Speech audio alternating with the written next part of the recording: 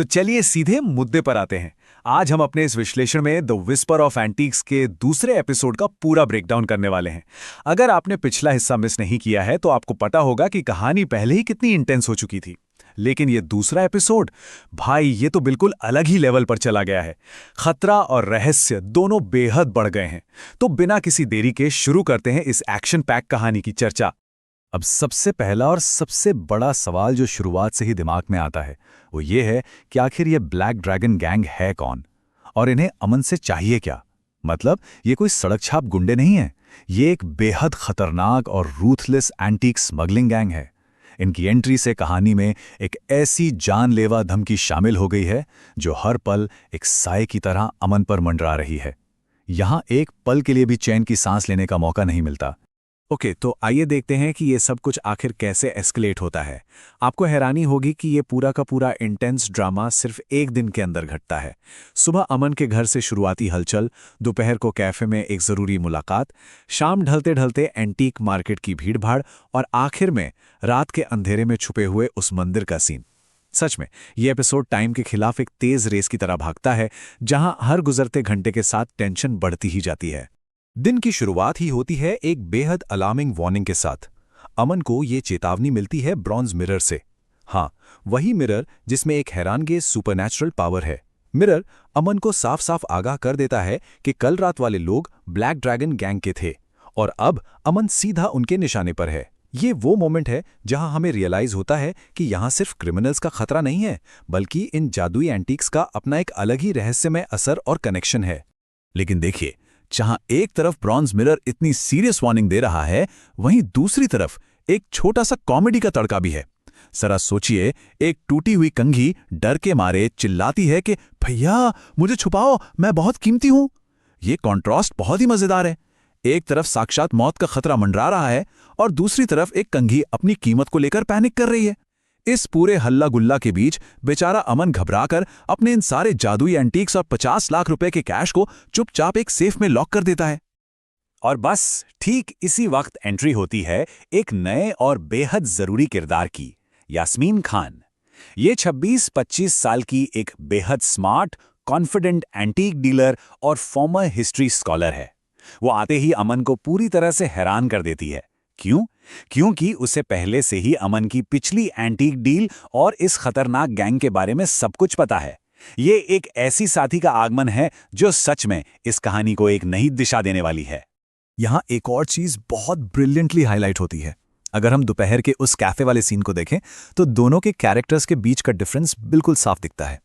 एक तरफ अमन है जो अब तक अकेला था, डरा हुआ था और इन आवाजों से परेशान होकर छुपना चाहता है, और दूसरी तरफ है यास्मीन, एक बिल्कुल ग्राउंडेड हिस्ट्री स्कॉलर जिसकी अपनी फैमिली इस स्मगलिंग के खतरे का सामना कर चुकी है।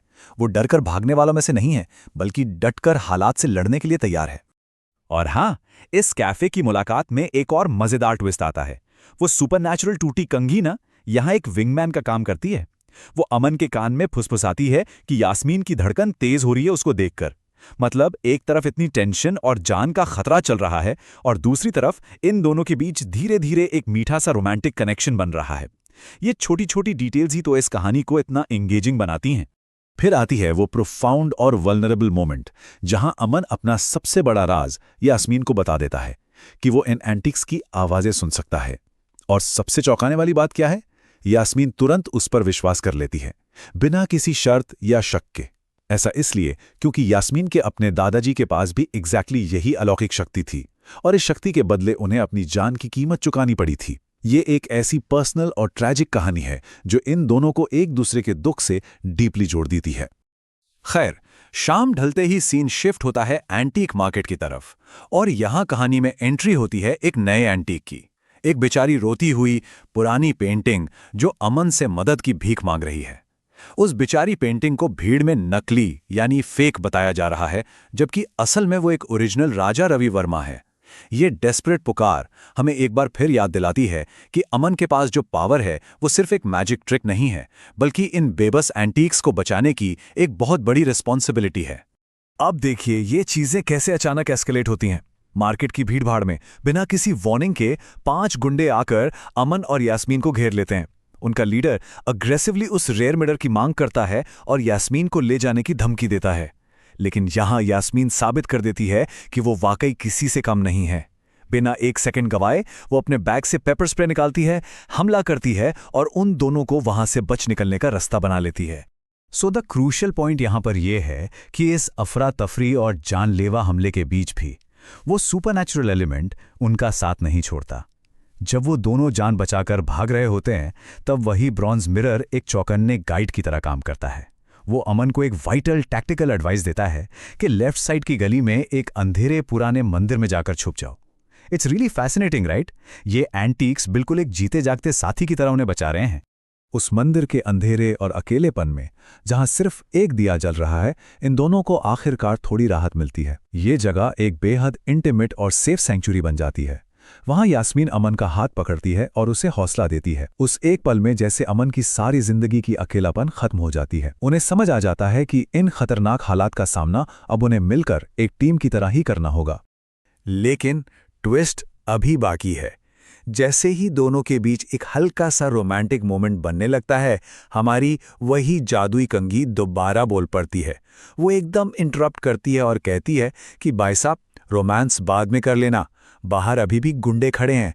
ये एकदम परफेक्ट कॉमिक टाइमिंग थी जिसने उन्हें वापस तुरंत रियलिटी में ला खड़ा किया कि खतरा अभी पूरी तरह से टला नहीं है।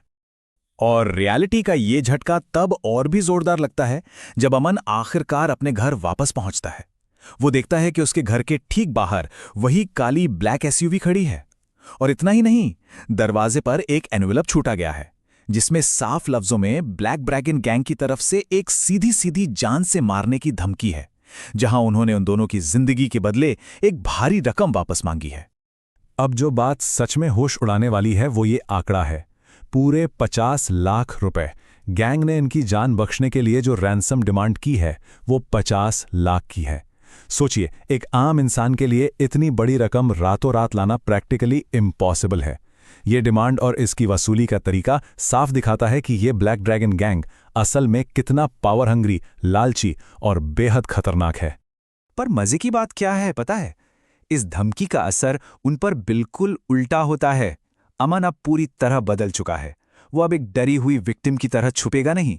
एक नए जोश के साथ वो ब्रॉन्ज मिरर हाथ में लेकर इस मौत से लड़ने की पूरी तैयारी कर लेता है। और ठीक उसी वक्त यास्मीन का फोन आता है और वो बताती है कि वो उसके पास आ रही है। ये मूवमेंट क्लियरली दिखाता है कि अब ये दोनों पूरी तरह से एकजुट हैं और इस गैंग से आर पार की जंग के लिए बिल्कुल तैयार हैं। तो दोस्तों, इस पूरी चर्चा को समअप करते हुए दिमाग में एक ही सवाल घूम रहा है, क्या अमन और यास्मीन की ये नई सुपरनैचुरल पार्टनरशिप इस 50 लाख की जानलेवा रियलिटी और एक इतने खतरनाक गैंग के आगे वाकई टिक पाएगी? क्या ये जादुई एंटीक्स इनका साथ निभाकर इनकी जान बचा पाएंगे? इस एपिसोड ने आगे की कहानी के लिए सस्पेंस को सच में एक नए लेवल पर पहुंचा दिया है।